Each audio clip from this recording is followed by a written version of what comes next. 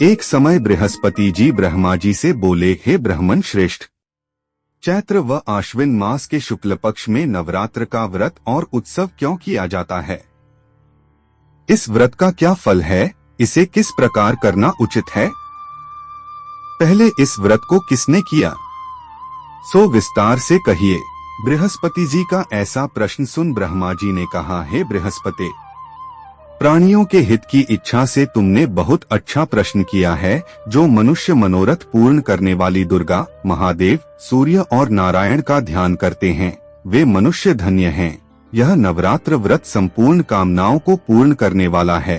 इसके करने से पुत्र की कामना वाले को पुत्र, धन की लालसा वाले को धन, विद्या की चाहना वाले को विद्या और सुख की इच्छा वाले को सुख मिलता है। इस व्रत को करने से रोगी मनुष्य का रोग दूर हो जाता है, मनुष्य की संपूर्ण विपत्तियां दूर हो जाती हैं और घर में समृद्धि की वृद्धि होती है। बंध्या को पुत्र प्राप्त होता है, समस्त पापों से छुटकारा मिल जाता है और मन का मनोरथ सिद्ध हो जाता है। जो मनुष्य इस नवरात्र व्रत को नहीं करता वह अनेक दुखों को भोगता है और कष्ट व रोग से पीड़ित हो अंगहीनता को प्राप्त होता है। उसके संतान नहीं होती और वह धनधान्य से रहित हो भूख और प्यास से व्याकुल घूमता फिरता है तथा संज्ञाहीन हो जाता है। जो सधवा स्त्री इस व्रत को नहीं करती वह पति सुख से वंचित हो नाना दुखों को भोगती है। यदि व्रत करने वाला मनुष्य सारे दिन का उपवास न कर सके तो एक समय भोजन करे और 10 दिन बांधवों सहित नवरात्र व्रत की कथा का श्रवण करे।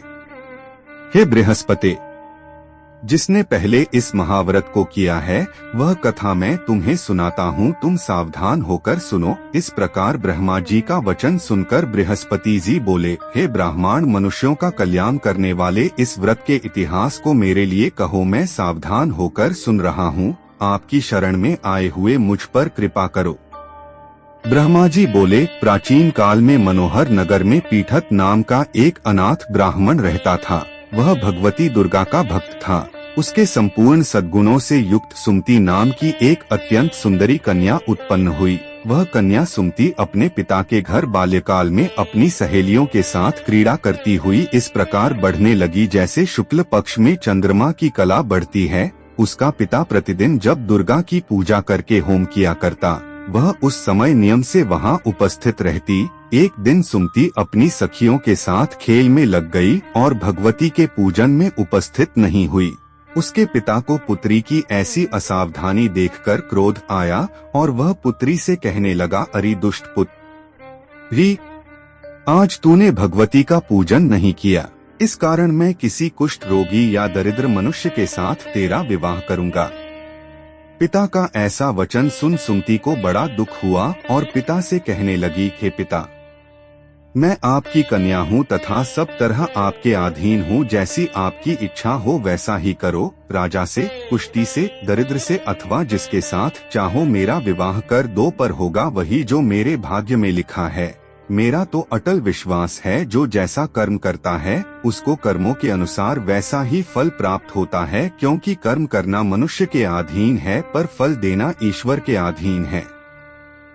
जैसे अग्नि में पड़ने से तृणादि उसको अधिक प्रदीप्त कर देते हैं, इस प्रकार कन्या के निर्भयता से कहे हुए वचन सुन उस ब्राह्मण ने क्रोधित हो अपनी कन्या का विवाह एक कुष्ठी के साथ कर दिया और अत्यंत क्रोधित हो पुत्री से कहने लगा, हे पुत्री, अपने कर्म का फल भोगो, देखें भाग्य के भरोसे रहकर क्या करती हो। पिता के ऐसे कटु वचनों को सुन सुमति मन में विचार करने लगी, अहो, मेरा बड़ा दुर्भाग्य है जिससे मुझे ऐसा पति मिला। इस तरह अपने दुख का विचार करती हुई वह कन्या अपने पति के साथ वन में चली गई और डरावने कुशायुक्त उस निर्जन वन में उन्होंने वह रात बड़े कष्ट से व्यतीत की। उस गरीब बालिका की ऐसी दशा देख देवी भगवती ने पूर्व पुण्य के प्रभाव से प्रकट हो सुमति से कहा, हे दीन ब्राह्मणी, मैं तुझसे प्रसन्न हूँ, तुम जो चाहो सो वरदान मांग सकती हो। भगवती दुर्गा का यह वचन सुन ब्राह्मणी ने कहा, आप कौन हैं वह सब मुझसे कहो। ब्राह्मणी का ऐसा वचन सुन देवी ने कहा कि मैं आदि शक्ति भगवती हूँ और मैं ही ब्रह्म विद्या व सरस्वती हूँ। प्रसन्न होने पर मैं प्राणियों का दुख दूर कर उनको सुख प्रदान करती हूँ।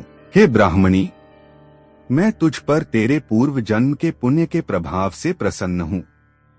तुम्हारे पूर्व जन्म का वृतांत सुनाती हूँ, सुनो।